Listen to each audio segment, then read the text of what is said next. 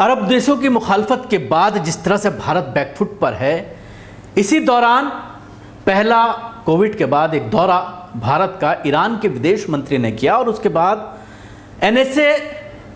डोभाल से मुलाकात के बाद उन्होंने मीडिया के सामने एक बयान दिया। उस बयान से पूरी तरह से खलबली मच गई और कहीं ना कहीं उस चीज़ को लेकर लोग पुष्टि चाहते थे एनएसए से कि क्या एनएसए के जरिए इस तरह की बात कही गई है, और उसके बाद मीडिया टटोलने में लग गई। लेकिन अभी तक इस चीज़ की पुष्टि सरकार के ज़रिए नहीं की गई है, जिस चीज़ का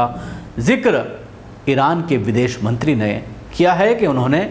इस मामले को लेकर डोभाल से मुलाकात की और मुलाकात के बाद मुस्बत नताइज सामने आए हैं। और उसमें उन्होंने जो बातें कही हैं वो मैं आपको बताना चाहता हूं कि पैगंबर मोहम्मद सल्लल्लाहु अलैहि वसल्लम पर बीजेपी के 2 प्रवक्ताओं की विवादित टिप्पणी के बाद इस्लामिक देशों के विरोध के बीच भारत दौरे पर आए ईरान के विदेश मंत्री ने कहा है कि इस मसले में भारत सरकार की ओर से की गई कार्रवाई से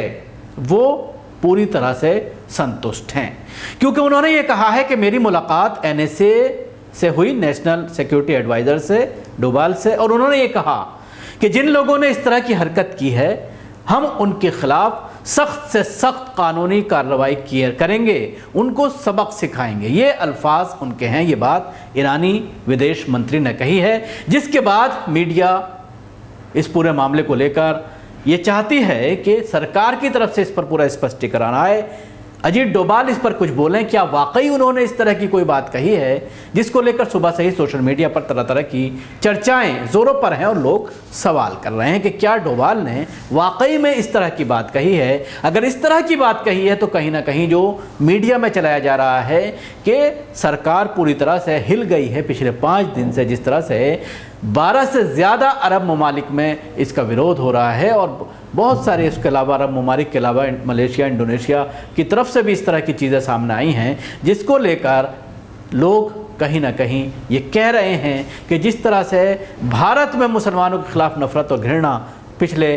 कई सालों से, ख़ास तौर से मोदी 2 में जो सामने आई है, तो उसको लेकर सवालात ज़रूर खड़े हो रहे हैं। बीते साल ईरान के विदेश मंत्री का पदभार संभालने के बाद ये अब्दुल हयन का पहला भारत दौरा है। इस दौरान उन्होंने भारत के राष्ट्रीय सुरक्षा सलाहकार अजीत डोभाल से मुलाकात की और विदेश मंत्री एस जयशंकर के साथ त्रिपक्षीय वार्ता की, जिसमें दोनों नेताओं ने नागरिक और व्यावसायिक मामलों में परस्पर सहयोग के संबंध में एक समझौते पर दस्तखत भी किए। अंग्रेजी अखबार द हिंदू ने इस खबर को प्रमुखता से जगह दी है। ईरान के विदेश मंत्री हुसैन अमीर अब्दुल हयन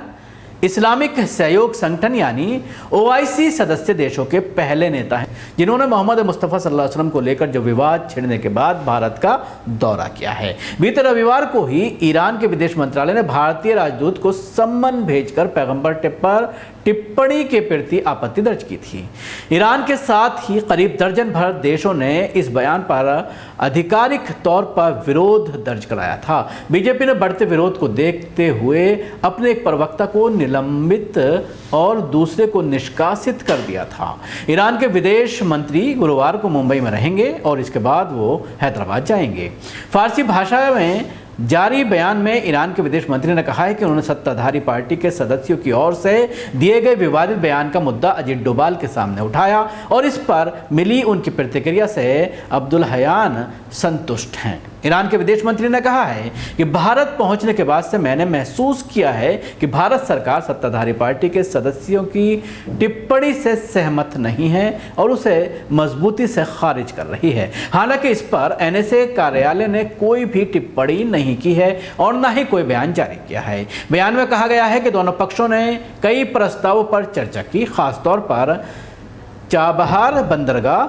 अंतर्राष्ट्रीय नॉर्थ साउथ ट्रांसपोर्ट कॉरिडोर के साथ साथ व्यापार और निवेश पर। बयान में ये भी कहा गया है कि अब्दुल हयन ने इस दौरान ये भी घोषणा की थी कि ईरान ने भारत के साथ संबंधों को विस्तार देने पर कोई प्रतिबंध नहीं लगाया हुआ है। विदेश मंत्रालय की ओर से जारी बयान में कहा गया है कि दोनों पक्ष ने इस बात पर सहमति जाहिर की है कि चाबहार पोर्ट ने अफगानिस्तान पहुंचने की राह को आसान किया है। अफगानिस्तान ऐसा देश है जिसकी सीमा बंदरगाह विहीन है या तो लैंडवॉक है। दोनों देशों के अधिकारी जल्द ही इसके संचालन से जुड़े पहलुओं पर चर्चा के लिए मिलेंगे। हालांकि इस बयान में कहीं भी ये जिक्र नहीं था कि क्या भारत और ईरान तेल आपूर्ति और ईरान के तेल गैस कारोबार में भारतीय निवेश सहित ऊर्जा के क्षेत्र में कुछ व्यापार और निवेश बहाल करने पर चर्चा करेंगे। साल 2019 में तत्कालीन अमेरिकी राष्ट्रपति डोनाल्ड ट्रंप की ओर से प्रतिबंधों की धमकी देने के बाद से ही इन दोनों क्षेत्रों में काम नहीं किया है।